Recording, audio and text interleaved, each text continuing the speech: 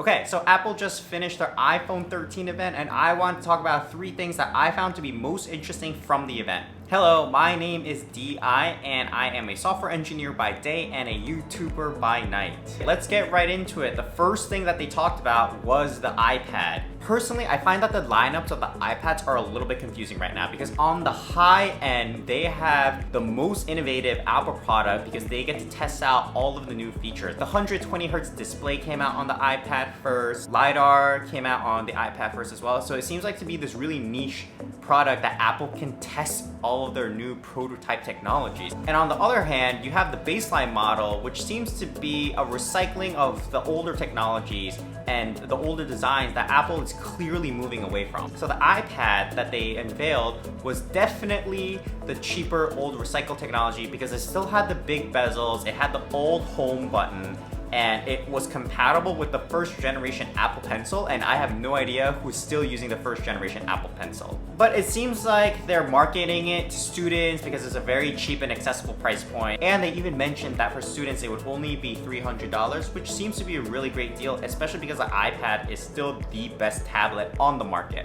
The iPad mini, this was going in the new Apple design direction. It's got the flat edges, very thin bezels, and the design language is very in line with Apple's current lineup of products. What I really loved about the new iPad mini was the fact that it had Touch ID built into the home button.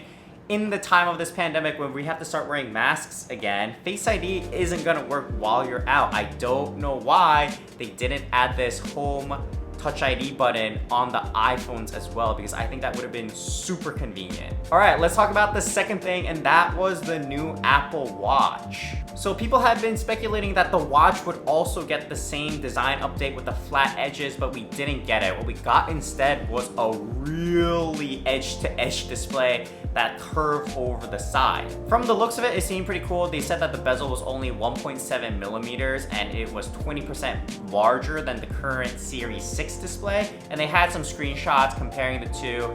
Apparently, this Apple Watch has a full keyboard now. If they did not set a Guinness Book of World Records for the smallest functioning QWERTY keyboard, then I have no idea who owns that record. Apple, you should really look into it. Out of all of the commercials that they showed for all the products, I like the Apple Watch one's the best. The intro video I thought was super funny when the guy was falling over. It kind of gave me Ant-Man vibes.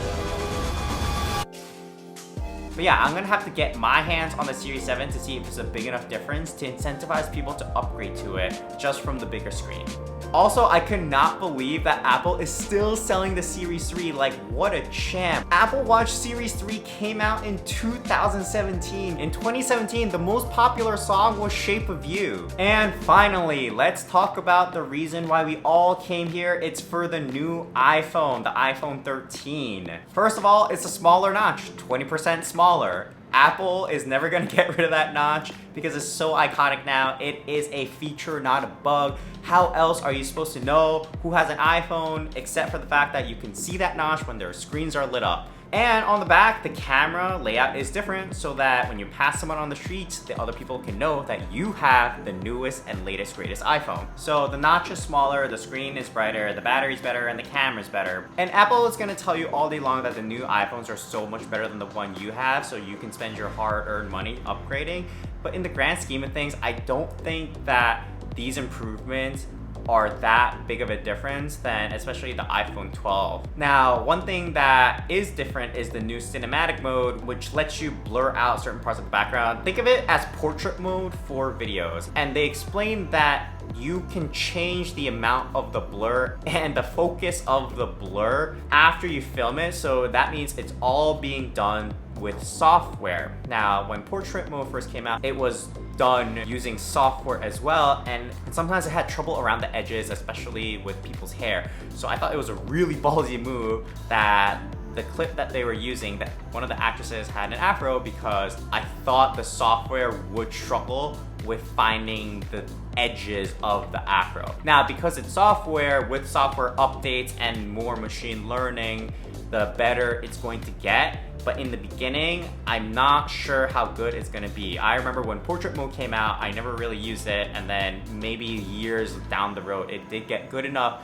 that I started using it more and more. And finally, let's talk about the 13 Pro. That camera bump is huge now. Oh my gosh. I can't wait to see it if it rocks on the table. The cool thing about the 13 Pro is that it has a 120 Hz display. Rest assured that we're finally catching up, but you have to get the most expensive iPhone in order to have a 120 Hz display. And honestly, if you're not looking for it, I don't think it's gonna make any difference. If I got the new 120 Hz display and showed it to my friends, unless I told them that, oh, it's that much faster and smoother, I don't think they're really gonna know. The cameras look good. The telephoto is now 3x instead of 2 or 2.5 that the older ones had. Other than the third telephoto camera, I had a hard time telling what the improvements were. I had to actually look it up to see that it had a bigger sensor, a bigger aperture to let more light in. But I know that Apple's not gonna skimp on their camera quality, even for the baseline model. So unless you really need that telephoto and you really need that 120 Hz display, it is a $200 bump from the normal baseline iPhone to the iPhone 13 Pro. I don't know if it's gonna be worth it. So in conclusion, I think the iPhone 13 is really an iPhone 12s in spirit, but I'm really glad Apple went away from calling it the S models. I think it not only confused people, but it also made people not understand why they had to go out and buy a new one. If you say this is the 13, it's very easy to identify that it is not the 12. Again, if you have the iPhone 12 or the latest Apple Watch Series 6, I don't think you should upgrade at all. Even if you're on 2 years older of iPhone 11 or the Series 5, I think you should still be good. But if you are on products that are 3 years and older, you might want to consider upgrading. Anyways, that is all I have for today. If you found any of the information in this video useful, I'd really appreciate it if you gave it a thumbs up. That really helps me out. Thanks again for watching, and I'll see you in the next one.